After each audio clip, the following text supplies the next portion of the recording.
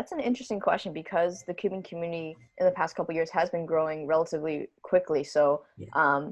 even just in terms of like keeping up the rate of growth will be difficult. And of course, right, the cubing community is halted because we can't do competitions and things like that.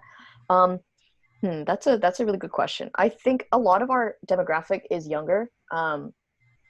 So we would need to sort of entice cubers to stay in the community and also join. I'm not sure if there would be things you should look into for like advertising that companies could like advertise to different demographics, because I feel like most cubers that I know sort of got into it organically or by themselves. So that's actually a really good question. I wouldn't be able to think of a specific plan to increase the cubing community, but I would love to see much more growth in the future. Yeah, like you said, the community, it's like, for me, I'm 27, so I'm kind of old in the community, right? The competitors, or the ones that are more involved, are younger. And I, well, personally think it has to do something with the professionalization of the sport.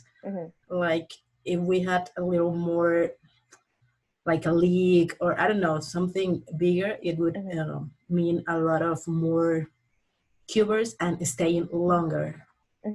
Because Yeah. real life and jobs and having to go to school, that's what separates a lot of competitors from the community, right? 100%. Yeah, that's why a lot of the community that is super active and is joining is super young, because they have the time.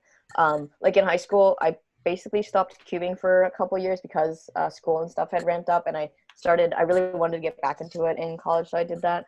But yeah, like the community is younger because they have more time, they have the energy and things like that. Yes. Yeah.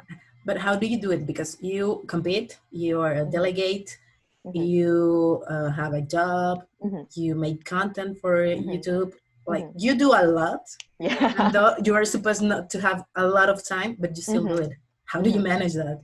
Yeah, honestly, it's come down to time management skills. I think in high school, I objectively didn't have as much stuff to do as I am now, but my time management skills weren't as great.